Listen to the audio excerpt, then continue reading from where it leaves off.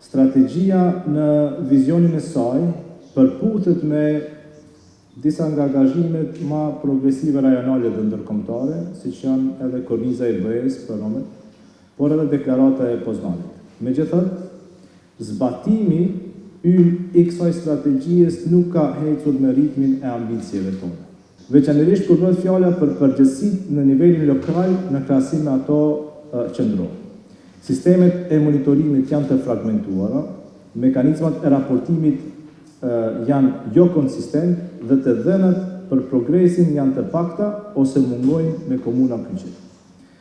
Për më tepër, ndonse disa komuna kanë treguar nisma duke hartuar planet lokale të veprimit, të cilat burojnë se një nga kërkesat prej strategjisë, vetëm 7 prej tyre kishin miratuar deri në vitin 2023.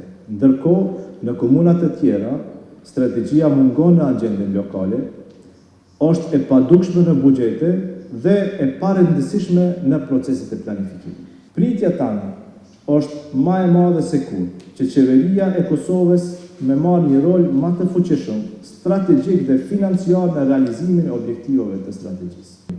Ajo që na duhet është një guxim më të madh politik, një vullnet më të madh institucional dhe padyshim një angazhim financiar që qëllimi i sotëm i kësaj konference natyrisht është për të diskutuar lidhur me progresin, sfidat që kemi në aspektin e të drejtave të komuniteteve në të veçantë të komuniteteve Rom, Ashkali e Gjetjan në Republikën e Kosovës. Kemi që ne në këtë vazhdimsi të punës tonë kemi pas një prioritet në përqendrim në aspektin e arsimimit, shëndetësisë, punësimit, aspektit të vendbanimit dhe ajo që ka të bëjë me parandalimin dhe ndërtimin e diskriminimit. Si dhe komponente tjera tepër të rëndësishme, po këto i citova për shkak të kohës që kemi ne këtu në diskutim.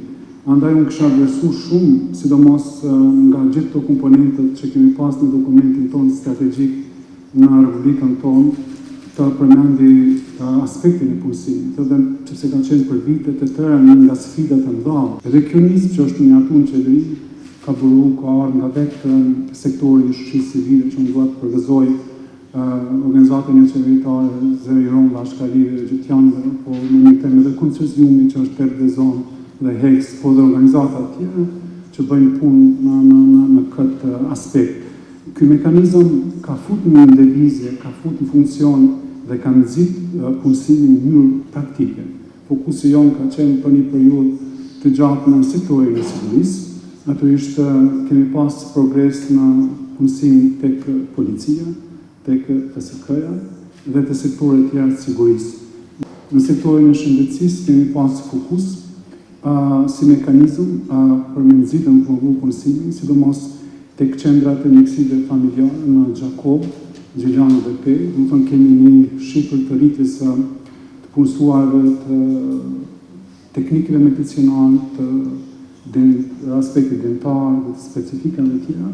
Në mënyrë specifike janë të dhëna statistikat për numrin që kemi doktor dhe që na kanë siguruar Ministria e Shëndetësisë apo qendrat e mjekësive familjare.